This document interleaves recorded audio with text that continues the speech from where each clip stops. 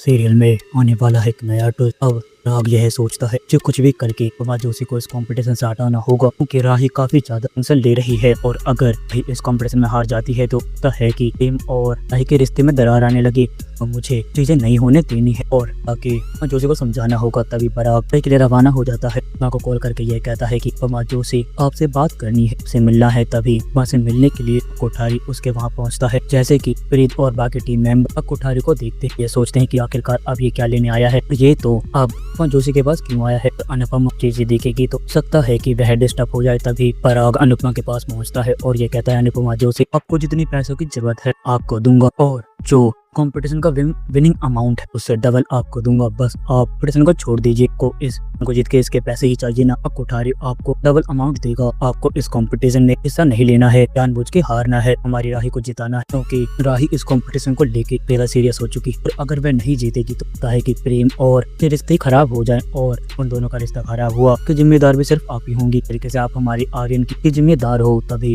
वहाँ के सारे टीम मेंबर आ जाते हैं और जसप्रीत ये कहती पराग कोठारी आपने समझ क्या रखा है, भिखारी है। आपको एक बात बता दें, हम इस कंपटीशन से पीछे हटने वाले हैं, आपसे कोई मदद लेने वाले हैं। तभी आरती ये कहती है अनुपमा ताई वो सिर्फ मेरे वजह से इस कंपटीशन में आई है, वह सिर्फ और सिर्फ इलाज के लिए कंपटीशन को जीतना चाहती है और मैं ताई से सीखना चाहती हूँ कि चाहे कुछ भी हो जाए यह है। और मैं अनुपमा ताई से ये सीखना चाहती हूँ वह सिर्फ अपने से दूर जाने मत दो और ताई से यह बोलूंगी कि आपकी बिल्कुल ही मदद ना ले। तभी पराग ये कहता है जो भी हो जाए अनुपमा जी अपनी राही को जिता के रहूँ, मैं पूरे तरह गरीब हो जाऊँ, अपनी अनुपमा मतलब कि आपको आके ही दिखाऊंगा और मेरी राही के लिए मुझे जितने वोट खरीदने पड़ते के सारे वोट खरीद ये को जरूर दिला दूंगा। आपको पता है कि मैं इन सब चीजों से डरने वाला नहीं हूँ। तभी वो ये कहती है कि आप जी आप पे बहुत सारे पैसे होंगे, आपको ये नहीं पता कि इस कंपटीशन को मैं अब छोड़ नहीं सकती हूँ। पे बहुत मुश्किल से उन्हें भरोसा किया है और मैं इस भरोसे को नहीं तोड़ सकती हूँ और मैं हमेशा इन लोगों का साथ दूंगी। सब आपको भारती ने कहा मैं भीख में मिली हुए पैसे नहीं चाहिए। बात रही मेरी भारती के इलाज, मैं आज नहीं तो कल जरूर करा लूंगी और क्या इस कंपटीशन में हार भी जाऊँ भी मैं अपनी भारती का इलाज कराऊंगी। ये